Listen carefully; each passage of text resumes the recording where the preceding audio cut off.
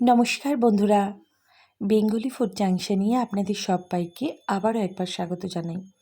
আজকে আমি আপনাদের জন্য নিয়ে এসেছি পনিরের একটি দারুণ টেস্টি এবং লোভনীয় আইটেম, সেটি হলো কড়াই পনির। এটি কিন্তু খুব জনপ্রিয় একটি রেসিপি। বিভিন্ন ধাবাতে বা হোটেল রেস্টুরেন্টে আপনারা এই রেসিপিটি ট্রাই করতে পারেন।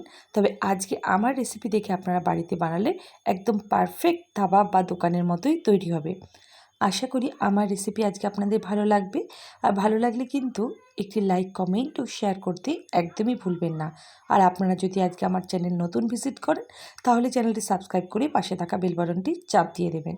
চলুন দেখে নিই কড়াই পনিরের জন্য আমি কী কী জিনিস নিয়েছি পনির, হলুদ ক্যাপসিকাম, লাল ক্যাপসিকাম, সবুজ ক্যাপসিকাম, পেঁয়াজ ও কাঁচা লঙ্কা। এর সাথে মশলা বানানোর জন্য জিরে, ধনে নিয়েছি, মৌরি, শুকনো লঙ্কা, গোলমরিচ ও তেজপাতা, পেঁয়াজ কুচি, আদা কুচি, রসুন কুচি ও কাঁচা লঙ্কা কুচি, হলুদ গুঁড়ো, ধনে গুঁড়ো ও কাশ্মীর লঙ্কা গুঁড়ো। এর সাথে নিয়েছি কাজু বাদাম বাটা ও টমেটো বাটা। মোটামুটি সমস্ত উপকরণই আমাদের ঘরে থাকে। আর মেন কড়াই পনিরের সিক্রেট মশলা হলো এটি ছাড়া কিন্তু কড়াই পনির পুরোপুরি অসম্পূর্ণ। এর জন্য এখানে আমি 1 চামচ জিরে, 1 চামচ ধনে, 1.5 চামচ মতো মৌরি, 2টো শুকনো লঙ্কা, 1/2 চামচ গোটা গোলমরিচ ও 1টা তেজপাতা দিয়ে ভালো করে রোস্ট করে নিয়েছি। এরপর এটি আমি শিলনোড়াতে গুঁড়ো করে নিয়েছি। আপনারা চাইলে কিন্তু এটি মিক্সিতেও গুঁড়ো করতে পারেন, তবে চেষ্টা করবেন যেন ফাইন পেস্ট বা খুব মিহি পেস্ট গুঁড়ো না হয়ে যায়, একটু দানা দানা ভাব থাকে, তাহলে সেটি কিন্তু রান্নায় খেতে বেশি ভালো লাগে। দেখতেই পাচ্ছেন আমি ঠিক এরকমভাবে গুঁড়ো করেছি। অন্যদিকে কড়াইতে আমি সাদা তেল ও বাটার দিয়ে দেব। আপনারা চাইলে কিন্তু পুরো রান্নাটি সাদা তেল বা পুরো বাটারে করতে পারেন, তবে অর্ধেক অর্ধেক করলে বাটারের যে একটি স্মেল আসে সেটি কিন্তু দুর্দান্ত লাগে। আমি এখানে 2 টেবিল চামচ মতো বাটার দিয়েছি। ভালো করে বাটার ও সাদা তেল মিশে গেলে এরপর আমি এখানে কুচনো পেঁয়াজ, কুচনো আদা, কুচনো রসুন ও কুচনো কাঁচা লঙ্কা এর মধ্যে দিয়ে দিচ্ছি। এগুলো আমি ভালো করে কষিয়ে নেব। প্রত্যেক বন্ধুদের অনুরোধ করব ভিডিওটি স্কিপ না করে পুরো ভিডিওটি দেখার, তাহলে যখনই আপনারা রেসিপিটি তৈরি করবেন পারফেক্টভাবে তৈরি হয়ে যাবে। এরপর দিয়ে দিচ্ছি পরিমাণ মতো হলুদ গুঁড়ো ও 1 থেকে 1.5 টেবিল চামচ মতো কাশ্মীরি লঙ্কার গুঁড়ো। ভালো করে আরও একবার সমস্ত কিছু কষিয়ে নিচ্ছি। এরপর মশলাগুলো পেঁয়াজের সাথে লো টু মিডিয়াম ফ্লেমে ভালো করে ভেজে নেব। এরপর ওপর থেকে দিয়ে দিচ্ছি 1 টেবিল চামচ মতো ধনে গুঁড়ো। এরপর আমি 2টো টমেটো ভালো করে মিক্সিতে বেটে নিয়েছিলাম। এবার টমেটো বাটাটাও এর মধ্যে দিয়ে দিলাম। এই রান্নাটি কিন্তু টমেটো বাটা ছাড়া অসম্পূর্ণ। এরপর ওপর থেকে 3 টেবিল চামচ মতো যে গুঁড়ো মশলাটি আমি করে রেখেছিলাম সেটি দিয়ে দিলাম। আবারও বলছি, এই মশলা ছাড়া কিন্তু কড়াই পনির পুরোপুরি অসম্পূর্ণ। তাই আপনাদের কিন্তু এই মশলাটি কড়াই পনিরে দিতেই হবে, মাস্ট। সমস্ত কিছু দিয়ে আমি ভালো করে মশলাটি কষিয়ে নিচ্ছি। এরপর দেখতেই পাচ্ছেন খুবই সামান্য 4 টেবিল চামচ মতো জল দিয়ে আমি ভালো করে মশলাটি কষিয়ে ঢাকা দিয়ে একদম লো ফ্লেমে রেখে দেব, যাতে সব কিছু বেশ ভালো করে মিশে গিয়ে একটি সুন্দর গ্রেভি তৈরি হয়ে যায়।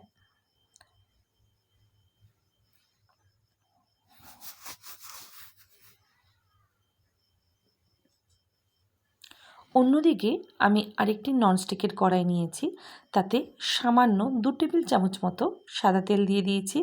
কেটে রাখা হলুদ, লাল ও সবুজ ক্যাপসিকামগুলো এর মধ্যে দিয়ে দিলাম। এরপর দিয়ে দিচ্ছি কেটে রাখা পেঁয়াজগুলো। আপনারা দেখতেই পাচ্ছেন আমি কিভাবে সমস্ত সবজিগুলো কেটেছি। ঠিক কড়াই পনিরের জন্য কিন্তু এরকম করেই কাটতে হবে। ফ্লেম কিন্তু এই সময় লো করা যাবে না, পুরো হাই ফ্লেমেই কিন্তু সবজিগুলো ভাজতে হবে।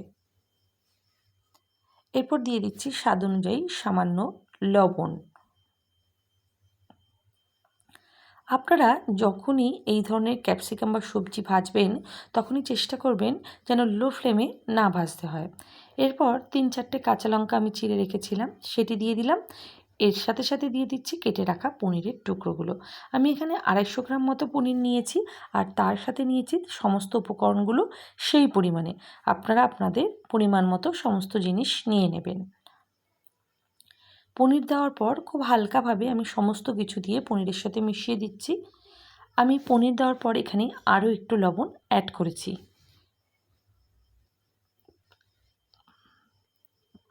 এরপর আমি দিয়ে দিচ্ছি কড়াই মশলা আরও 1 চামচ, দিয়ে ভালো করে এর সাথে ভেজে নিচ্ছি। অপূর্ব সুন্দর একটি গন্ধ বেরিয়েছে।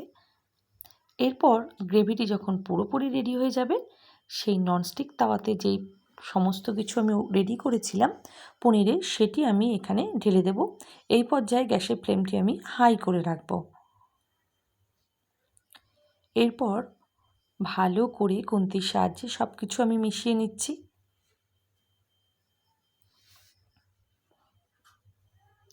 দিয়ে দেব স্বাদ অনুযায়ী চিনি।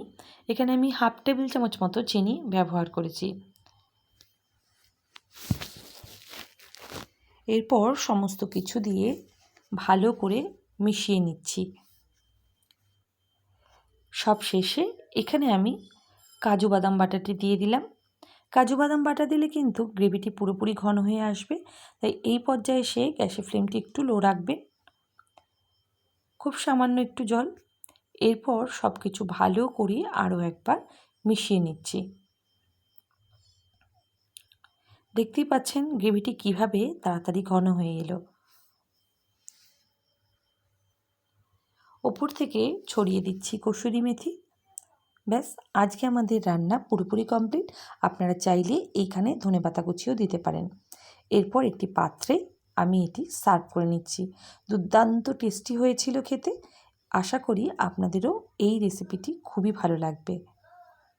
আপনারা রুটি, পরোটা, নান, তার সাথে কিন্তু উৎসবের দিনে এই কড়াই পনির দারুণভাবে জমে যাবে। সবাইকে অসংখ্য ধন্যবাদ ভিডিওটি দেখার জন্য। সবাই খুব ভালো থাকবেন, সুস্থ থাকবেন। দেখা হচ্ছে পরের ভিডিওতে।